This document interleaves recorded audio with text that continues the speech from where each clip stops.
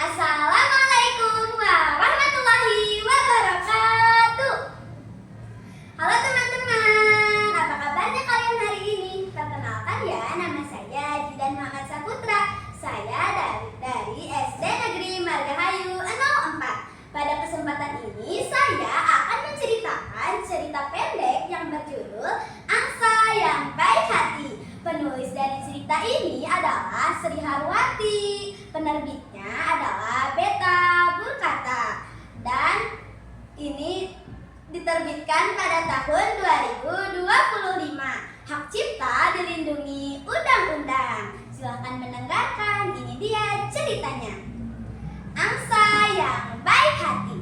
Di sebuah danau yang tenang hiduplah seekor angsa putih yang terkenal dengan sifatnya yang baik hati. Setiap hari ia membagikan sisa makanannya kepada ikan-ikan kecil yang sulit mendapatkan makanan di danau.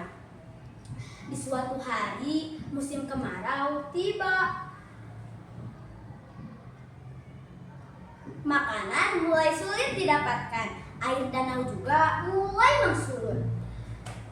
Tetapi meskipun makanan sulit didapatkan, si angsa tetap membagikan sisa makanannya kepada ikan-ikan kecil itu. Hingga saat itu, saat angsa membagikan makanannya, serigala licik yang ada di danau melihat si angsa dengan tatapan jahat.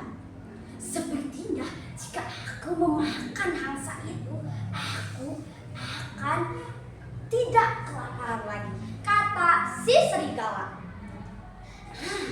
Jika aku pura-pura kelaparan, aku akan diberi makan oleh si angsa. Dan saat ia lengah, aku akan menerkamnya. Tanpa pikir panjang, si serigala tergeletak di tepi danau.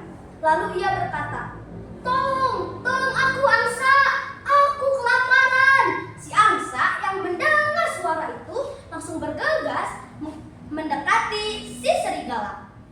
Ia pun langsung membagikan makanannya kepada si serigala. Saat si angsa lengah, si serigala langsung menerkam si angsa.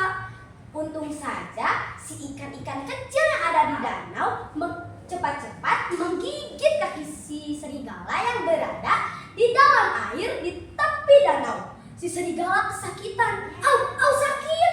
Si serigala pun langsung pergi ke hutan kembali. Dan si angsa pun selamat. Lalu si angsa pun mengucapkan terima kasih kepada ikan-ikan kecil itu karena telah menolong dia. Dan si angsa pun belajar bahwa bersikap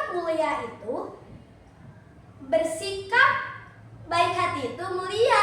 Tetapi juga bukan berarti kita harus hilang kewaspadaan atas perbuatan buruk orang lain. Dan mereka pun hidup tenang bersama-sama. Tamat pesan moral yang didapatkan pada cerita ini adalah kita harus bersikap baik hati dan juga peduli antar sesama. Tapi juga kita harus tetap waspada atas perbuatan buruk orang lain. Cukup sekian.